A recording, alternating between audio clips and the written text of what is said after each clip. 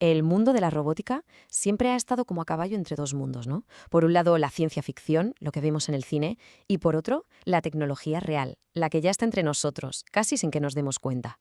Pues bien, hoy vamos a meternos de lleno en ese viaje.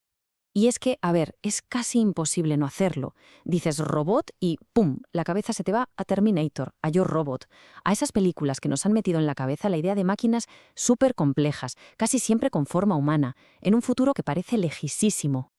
Pero, ojo, aquí es donde la cosa se pone interesante. La robótica ya no es cosa del futuro. Dejó de ser ciencia ficción hace ya bastante tiempo. Ahora mismo es una realidad total, que nos está cambiando la vida desde cómo se fabrican las cosas hasta lo que tenemos en casa. Vale, perfecto, pero entonces, ¿qué es exactamente un robot? ¿Qué hace que una máquina sea un robot?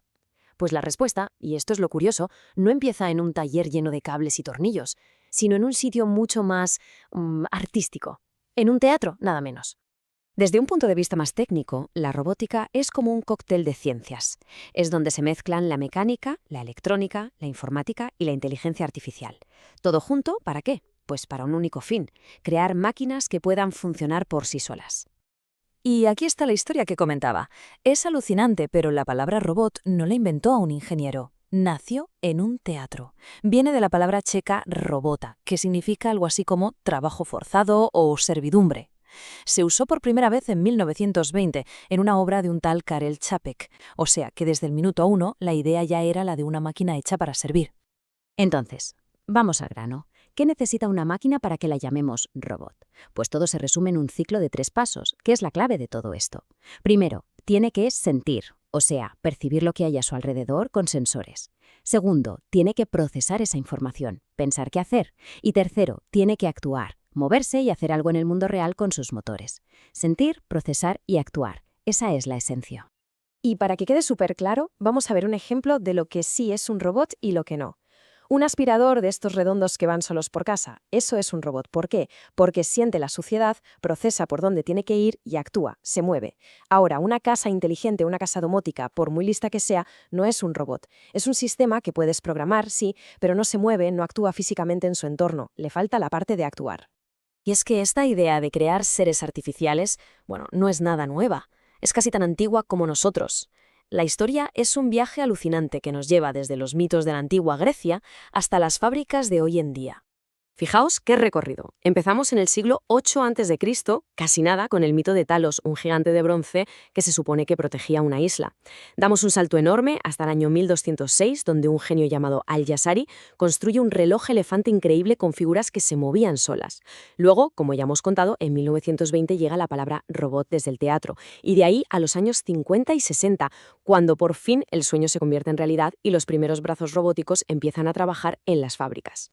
Claro, a medida que los robots dejaban de ser un cuento para convertirse en algo real en las fábricas, surgió una pregunta clave. Vale, ¿y cómo controlamos esto? ¿Cómo nos aseguramos de que hagan lo que deben? Pues la primera gran respuesta, y la que más ha marcado todo curiosamente, no vino de un científico, sino de un escritor de ciencia ficción, el gran Isaac Asimov. Asimov se inventó lo que hoy conocemos como las leyes de la robótica. La primera, la más importante, es como la regla de oro. Un robot no puede hacerle daño a un ser humano. Y no solo eso, tampoco puede quedar separado si ve que a un humano le va a pasar algo. La seguridad de las personas está por encima de todo. Punto. La segunda ley tiene que ver con la obediencia. Dice que un robot tiene que obedecer las órdenes que le da una persona. Y este pero es gigante, siempre y cuando esa orden no vaya en contra de la primera ley. O sea, si alguien le ordena a un robot que haga daño, el robot tiene que decir no. La seguridad va primero. Y la tercera, y última en la lista original, es la autopreservación. Un robot tiene que protegerse a sí mismo para no estropearse.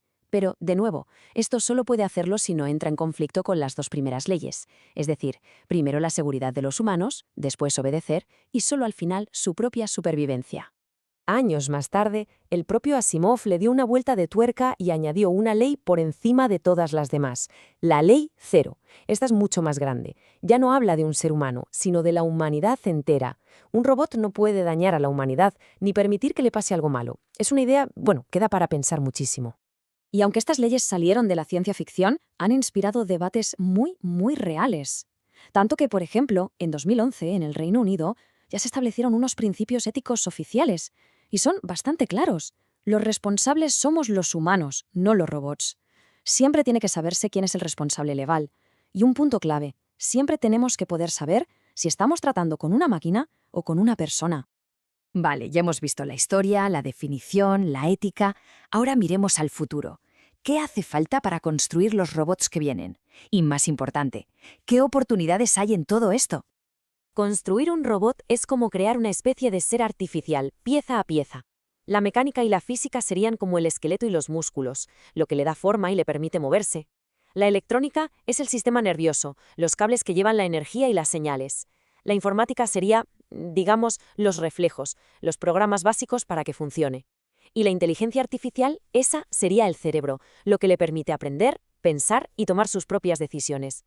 Y claro, para entender cómo funciona todo este puzzle, no hay nada como montarlo, y ahí es donde entra la robótica educativa, que no es solo para que los chavales se conviertan en ingenieros, es mucho más. Es usar los robots como una excusa, una herramienta brutal para aprender a pensar de otra manera. Los beneficios son enormes y van más allá de saber de tecnología. Te ayuda a desarrollar el pensamiento lógico, a ser mejor resolviendo problemas, a saber trabajar en equipo y, por supuesto, fomenta la creatividad y la innovación. Vamos, que te prepara con las herramientas que van a ser súper importantes en el futuro laboral que ya está aquí. Y con esto cerramos el círculo, volviendo a esas preguntas tan grandes del principio.